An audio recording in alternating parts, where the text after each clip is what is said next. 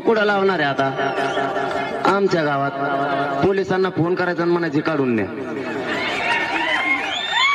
ते नाही नेला तर कापून बी काही म्हणत नाही, फाडा फेडायच नाही.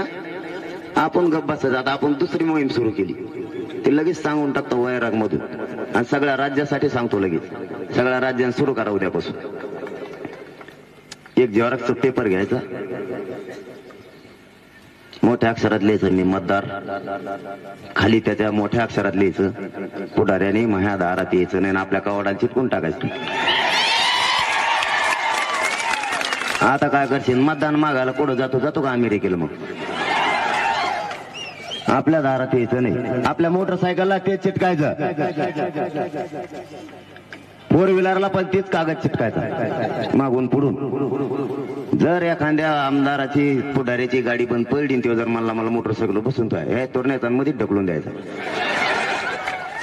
कारण गाडीला पोस्टर लावले पुढाऱ्याने माझ्या दारात उभा राहायचं नाही. ते म्हणतात ना आपल्या दारात उभा